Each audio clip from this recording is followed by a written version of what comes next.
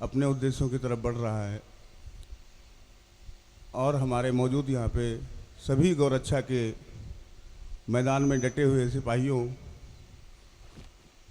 सभी से पुनः यहाँ पे आने के लिए धन्यवाद और भाग लेने के लिए हृदय से आभार। जो नहीं आ पाए वो वीडियो के माध्यम से और सोशल मीडिया के माध्यम से अपने इस कार्यक्रम को देखेंगे और जो भी यहाँ पे किया गया है और संगठन के उद्देश्यों के लिए उसका धरातल पर अनुकरण करेंगे, ऐसी मुझे आशा है अपने पूरे परिवार से। गौ माता और देसी गौ माता, अंतर क्या है?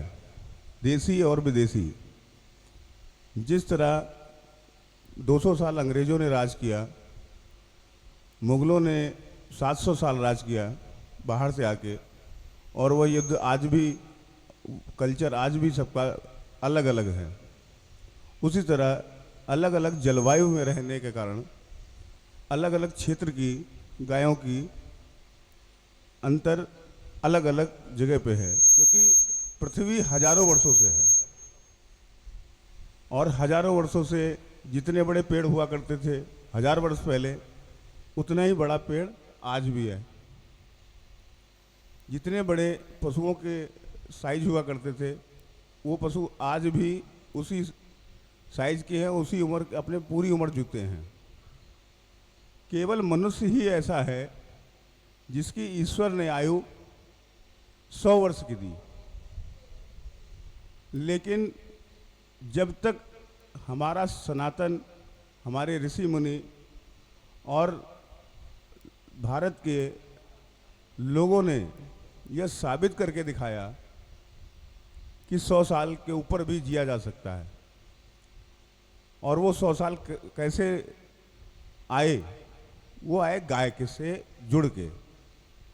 जो गौ आधारित रहा, शुद्ध शाकाहारी रहा और पंचगव्य, गाय के दूध, गोबर, गौमूत्र मिला करके पंचगव्य बनता है, जो आध्यात्मिक लोग जानते हैं और उसका इस्तेमाल भी करते हैं। गाय का घी, गाय का गोबर, खेतों में गाय के गोबर की खाद डालना, और जो गाय के नज़दीक रहा ऋषि मुनि, अधिकतर, चूँकि आज आध्यात्म में बोलना है, आधुनिकता पे मैं कल बोल चुका। गाय की उत्पत्ति कहाँ से हुई? जब हमारा समुद्र मंथन हुआ, और समुद्र मंथन सावन के महीने में हुआ था,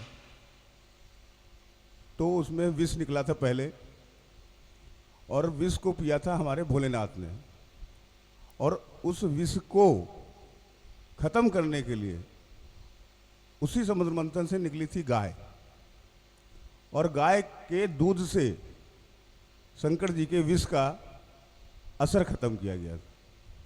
तो पहले पृथ्वी माता ने क्या दिया? जहर, और जहर को मारने के लिए क्या दिया? गाय। इसीलिए आज भी सावन के महीने में कांवड़िए जाते हैं भोले बाबा को गंगा जल और दुग्ध से स्नान कराने। ये परंपरा उसी समय से है, समुद्र मंथन से, और समुद्र मंथन के 14 रत्नों में से हमारी गाय निकली थी। और जो रत्न निकले सबको ही पता है, अमृत निकला, अश्व निकला, तो अश्व ले गए इंद्र, एरावत ले गए इंद्र, और मदिरा निकली, वो ले गए राक्षस। सबने आपस में बांट लिया, अमृत के लिए तो लड़ाई हुई, लेकिन गाय को लेने को कोई तैयार नहीं था। देवता गाय के महत्व को जानते थे, और वो गाय माता को अपने पास लेने से घबरा रहे थे, इनको हम कैसे संभालेंगे, और राक्षस तो ले ही नहीं सकते थे। तो 5 ऋषियों को 5 गायें जो समुद्र मंथन में निकली थी, ऋषियों को ही दी गई, और ऋषियों को ही जिम्मेदारी दी गई।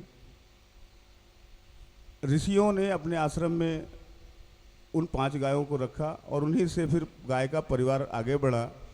जो महाराज जी बताएंगे उनका पूरे सब सारे गायों के नाम। और ऋषि मुनि गाय के नज़दीक आकर के, और जो भी हमारे बुजुर्ग गांव में रहते हैं, आज भी हमारे बाबा या जो उनके भी हैं 80 साल की आयु में भी उनको चश्मा नहीं लगा। जो देसी गाय का दूध और घी खाए हैं, ना उनको बीपी की शिकायत है, ना तो उनको शुगर की शिकायत है, और 100 साल की उम्र को वो छूते हैं। जो जो गाय से दूर गया, अब मनुष्य की आयु कितनी बची? 60 वर्ष एवरेज। किसी को बीपी हो गया, किसी को शुगर हो गया, कोई हार्ट से किसी का फेल हो रहा है, किसी किडनी खराब हो रही है।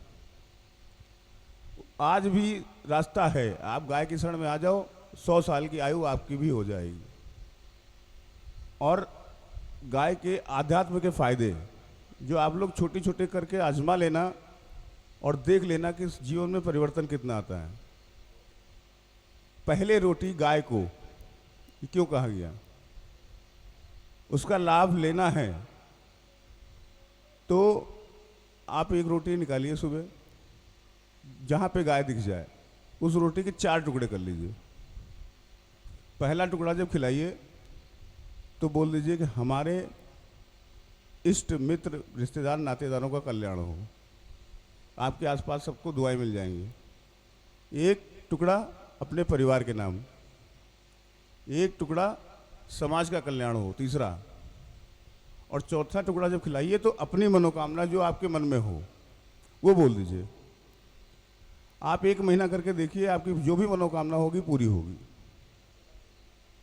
दूसरा, हनुमान जी का वास गाय माता के पूंछ में है। जब 33 कोट देवता गयासुर नामक राक्षस देवताओं को दौड़ाया था, और उसी गयासुर राक्षस से गौ माता ने सारे देवताओं को बचाया था अपने शरीर में समाहित करके, क्योंकि उसको ऐसा वरदान प्राप्त हो गया था कि वो न धरती पे मरेगा, ना आकाश में मरेगा, ना किसी अस्त्र से मरेगा, ना किसी शस्त्र से मरेगा। तो हनुमान जी ने गाय माता की पूंछ में बैठ करके उस गयासुर नामक राक्षस का वध किया था, और गौ माता की पूंछ से ही उसको मारा गया था। तभी से हनुमान जी का वास गौ माता की पूंछ में है। किसी बच्चे को नजर लगी हो अपने परिवार में, गौ माता की पूंछ उसको 3 बार घुमा दीजिए, नजर दूर हो जाएगी। ये करके देख लीजिएगा। किसी भी दाम्पत्य को अगर बच्चा नहीं हो रहा है तो जो पहला बेत गाय ब्याई हो उसका पहला पीला दूध उस स्त्री को दे दिया जाए, उसका बांझपन खत्म होगा। ये आयुर्वेद में सिद्ध किया हुआ नुस्खा है, और हम नहीं, हमारे परम पूज्य गुरुदेव भगवान के गुरुदेव श्री राजेंद्र दास जी ने भी अपने वीडियो में बताया है।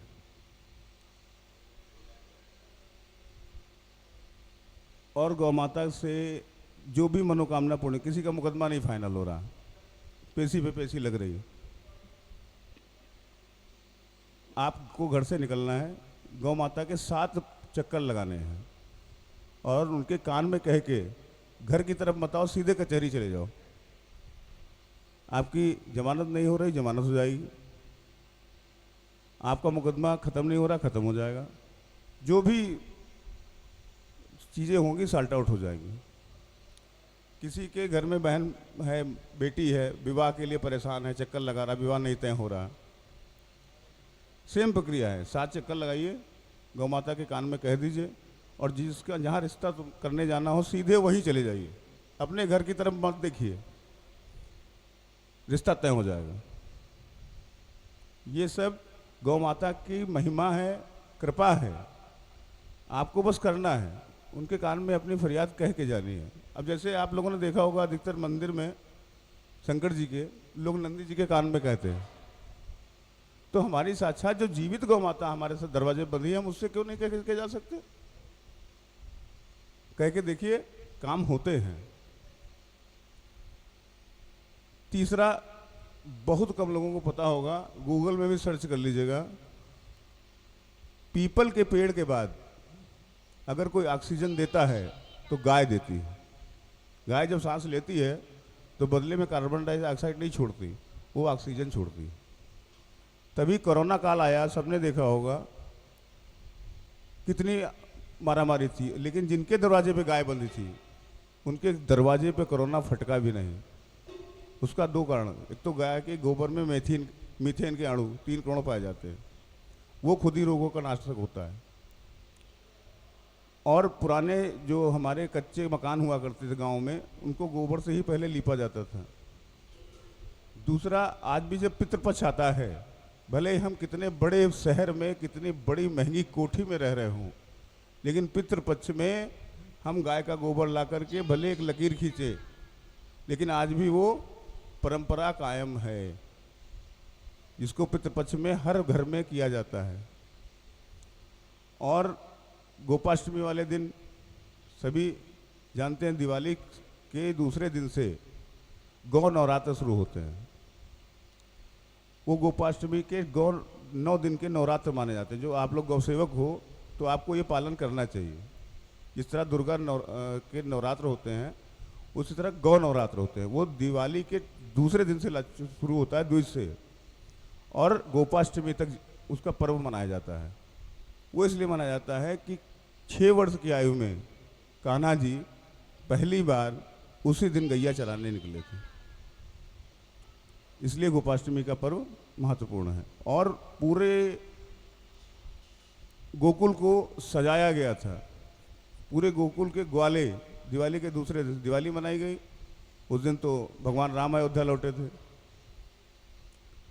और दूसरे दिन से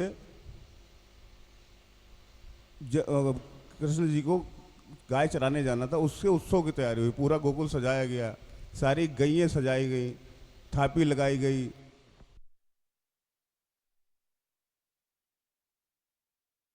आपको नहीं पता होगा कि हम पूजा कर क्यों रहे हैं, उसका हमें फल क्या मिलेगा, तो वो भी जानना जरूरी है। तो अपना निजी है, आप लोगों ने वीडियो के माध्यम से देखा भी होगा। 9 दिन मैं गौशाला जरूर जाता हूँ, कुछ ना कुछ जरूर खिलाता हूँ। मैं भी मार्केटिंग में जॉब करता था, सिप्ला और मैनकाइंड जैसी कंपनियों में मैं रहा। मैं यही लखनऊ में साइकिल से पूरे मार्केट किए हैं, चाहे वो राजाजीपुरम हो, चाहे वो गोमती नगर हो, चाहे आलमबाग हो, पूरा एक एक गली मैं दौड़ा हूँ। और जब मेरा विवाह हुआ तो धर्मपत्नी बैंक में थी, इस वजह से मुझे लखीमपुर रहना पड़ा। क्योंकि यहाँ पे एसएम पोस्ट पे पहुँच चुका था, तो नीचे की पोस्ट पे लखीमपुर में कहीं जॉब मिली नहीं, और बच्चे को पालना था, तो मुझे नौकरी छोड़नी पड़ी। तो मैं खुद उस समय बड़ा परेशान था। एक तो जो जीवन का प्लानिंग होती है तो यही होती है ना कि मैं भी इतना कमा रहा हूँ, पत्नी भी इतना कमाएगी, ऐसे लाइफ सेट हो जाएगी। और अचानक किसी कारण से आपको घर बैठना पड़े, तो एक तो गई, एक सैलरी गई, अब कैसे काम चलेगा? पूरा सोचा हुआ बिगड़ गया। लेकिन किसी ने, एक राजीव शुक्ला जी थे, बोले चलो गौशाला, और मैं गौशाला गया। वहाँ की व्यवस्था देख करके मेरे मन में आया कि चलो 5 रोटी घर से हम ले चलेंगे, ज़्यादा हमारी क्षमता नहीं है, तो 5 रोटी तो घर से ले जा सकते हैं। और गौ माता को कराना था। वो 5 रोटी जब मैं लेके गया, घर में आया, मेड लगी थी, बोला कि 5 जो पहली सेकना मेरी निकाल देना। इतना कह के मैं अपने दोस्तों के साथ निकल गया, लौट के आया, खाना वाना खाया, सो गया। सुबह जब 5 बजे गौशाला जाना हुआ तो रोटियां मुझे वहाँ नहीं मिली। तो मैंने वाइफ से पूछा जाकर कि रोटी कहाँ गई? बोले गाय के लिए बोली थी, दो दरवाजे पर जो गाय आई मैंने खिला दी। हमने कहा चलो कोई बात नहीं, हम होटल से ले लेंगे। ढाबे पे पहुँचा, ढाबे पे जब बताया कि गाय के लिए मुझे जाना है, तो पूरी बोरी भर के दे दिया। जब एक ढाबे से मुझे बोरी मिली, मैंने पहली बार जाके खिलाया। गायों ने जब घेर लिया, और जो आंतरिक सुख मन को मिला, और मार्केटिंग वाले कीड़े वो जग गए। हमने कहा एक ढाबे पे इतना, तो 25 ढाबे हैं, तो हर ढाबे पे निकलती होगी। मैं तुरंत सबसे बात किया जाकर के बाइक उठा के, और दूसरे दिन से मेरी रोटी बैंक चालू हो गई। जो कमेटी वहाँ 10 साल से सेवा कर रही थी, उसके सामने जब मैंने प्रस्ताव रखा तो कमेटी ने खारिज कर दिया कि तुम आज आए हो, आपके जैसे सैकड़ों आए चले गए, कितने दिन रुकोगे, नया सिस्टम पाल जाओगे, इसका खर्चा भी बढ़ जाएगा। और वो लोग उससे जोड़ रहे थे, कितना अगर डीजल लगा दोगे रोटी लाने में, उतने में हम इतना भूसा ले लेंगे, भूसा गाय को ज़्यादा फायदा करता है, उतने में चोकर ले आएंगे। लेकिन मुझे करना था तो मैंने शुरू कर दिया। एक तनख्वाह बंद हुई थी और एक खर्चा मैंने बढ़ा लिया। अब सोचो संभव है, लेकिन शुरू कर दिया। गौ माता की कृपा से सब कुछ होता गया और आज वाइफ का प्रमोशन हो गया, इंक्रीमेंट लग गया और सारी व्यवस्थाएं गौ माता ने दुरुस्त कर दी। मेरा कार्य नहीं रुका। मैं यहाँ बैठा हुआ हूँ, अभी भी मंडी से फ़ोन आया है और लौकी और तोरई मंडी से गौशाला जा रही। अगर भाई आऊँ, मेरा कार्य नहीं रुकेगा। तो ऐसी व्यवस्था ही सब लोगों से मैं चाहता हूँ ऐसे करो। जो संगठन के लिए विनय भाई ने कहा कि हम कैसे कार्य को और संगठन को बढ़ाएं, तो जरूरी नहीं वो सदस्य है, अपना मित्र है, उसको 2 बार ले गए साथ में बैठा के। अब उसको जब साथ में ले जाओगे, उसका भी मन फिर करेगा, यार ये मैं भी करता हूँ। आप फंसे हो, उसको भेज दो। जिस दिन वो अकेले करेगा और अपना वीडियो डालेगा, उसको खुद लगेगा कि नहीं अच्छा काम है, वो ऑटोमेटिक आपके संगठन में जुड़ता चला जाएगा। पहले उससे अपने उद्देश्य को दिखाना है, करके दिखाओगे फिर लोग जुड़ते चले जाएंगे। मेरे साथ तो लोगों ने वो मजाक किया है, बैंक जाते थे पैसा निकालने और कहते थे भाभी क्या भैया को खाना नहीं दे रहे हो? पूछते क्यों? बोले ढाबे ढाबे खाना मांगते घूमते। तो उनको जवाब होता था कि तुमसे तो नहीं मांगा? बोले नहीं हमसे नहीं मांगा। तो बोले तो तुमको क्या दर्द हो रहा, पैसे निकालो जाओ। तो समाज रोड़े अटकाएगा, बाधा डालेगा, लेकिन हमें केवल इतना ध्यान रखना है कि हमें कृपा लेनी है, अपने लिए लेनी है। और जो भी सेवा करेगा, जो कृपा मिलेगी उसके घर जाएगी। हम किसी संगठन पे एहसान नहीं कर रहे हैं, हम किसी समाज पे एहसान नहीं कर रहे हैं, क्योंकि हम जो भी भोग लगाएंगे, गौ माता जो पुण्य देंगी, जो आशीर्वाद देंगी, वो हमारे घर ही आएगा। और मैं आपके सामने उदाहरण बैठा हूँ, मेरे सारे कष्ट दूर हो गए, मेरी सारी परेशानियाँ गौ माता ने हर ली और आज ऊपर वाले की दया से खुला छोड़ दिया। न कमाने की टेंशन है और ना ही किसी चीज़ की समस्या बची। फिर भी अपना दायित्व सुबह से लेकर शाम तक परिवार का भी निभाता हूँ और जो हो सकता है बन सकता है वो गौ माता के लिए भी कर देता हूँ। वही आशा करता हूँ अपने हर कार्यकर्ता से, हर सदस्य कि अपना परिवार भी चलाइए, क्योंकि हमारे शास्त्र और धर्म भी कहते हैं कि अगर 100 रुपया हमने कमाया है तो 90 रुपया हमारे परिवार का है, 10 रुपया धर्म का है। तो आप दिन के 12 घंटे होते हैं, 8 घंटे अपनी जॉब को दीजिए, अपने बिजनेस को दीजिए, अपने जीविकोपार्जन जिस माध्यम से आप कर रहे हैं उसको दीजिए। सिर्फ 2 घंटे गाय को दे दीजिए। वो 2 घंटे आपको उस 12 घंटे 8 घंटे की जॉब में 3 गुना फायदा करके इनडायरेक्ट देगी गौ माता। डायरेक्ट नहीं देती है, इनडायरेक्ट जरूर देती है और जरूर देती है। इसी के साथ मैं अपनी वाणी विराम देता हूँ। जय गौ माता, जय गौ। गोरख दल से उनके द्वारा गौ माता की महिमा, उनका धार्मिक पक्ष बड़ी सुंदर कथा के माध्यम से और उदाहरण के माध्यम से आपने श्रवण किया। और ये सत्र यहीं पर विश्राम लेता है। द्वितीय सत्र में आगे अब यहाँ से आप सभी के कुछ क्षणों के बाद ही भोजन की व्यवस्था होगी। सभी आप लोग भोजन प्रसादी ग्रहण करेंगे और उसके बाद फिर आप लोग पुनः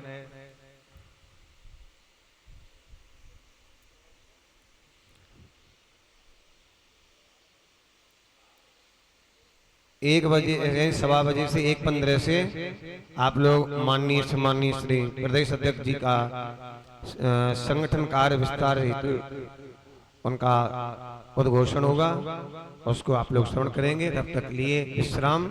जय गौ माता, जय गोपाल।